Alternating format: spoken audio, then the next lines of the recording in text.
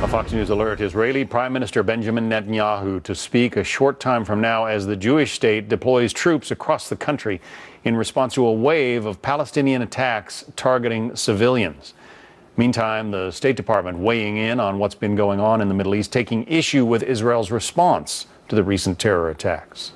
We've certainly seen some reports of what many would consider excessive use of force. Obviously, we don't like to see that. We're always concerned about credible reports of excessive use of force against civilians, and we routinely raise our concerns about that. Joining us now, Jonathan Schanzer, the Vice President of Research at the Foundation for Defense of Democracies. You heard Admiral Kirby there mention it at the State Department. He called it an excessive use of force. Is it?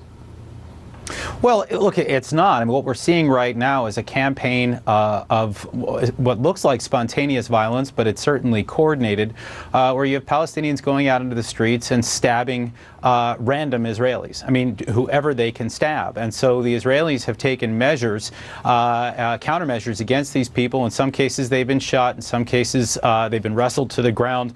But the point is that most of what we're seeing from the Israelis, I think probably 99% of what we're seeing from Israelis, is an attempt to subdue attackers. And so this is not a cycle of violence, as I think the administration has been trying to portray it, but rather a campaign of violence that the Israelis are trying to subdue. This campaign, how is it being coordinated? I mean, is it all handled by social media? Is it given a wink and a nod by the Palestinian leadership? Who's running this thing? Do you know?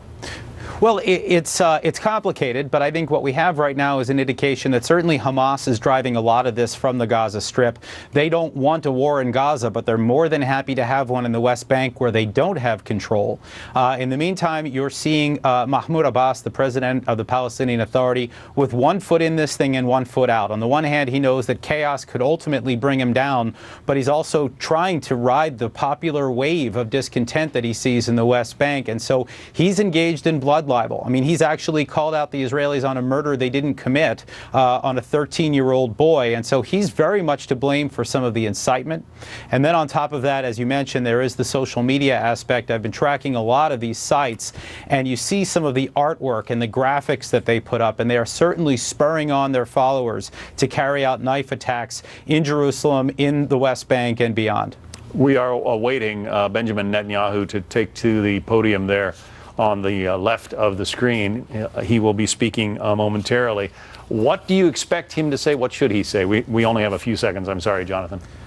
No, absolutely. I think what he's going to do is he's going to explain the surge of troops that the Israelis have deployed to the streets to try to keep his own people safe. And he's going to explain that the Israelis are doing everything they can to try to bring this back to a peaceful resolution. And he's going to call for peace talks with Abbas, saying that the Israelis are ready, regardless of what Abbas says. We'll have his remarks live when he makes them. Jonathan Schanzer, thank you. And we'll be right back. Pleasure.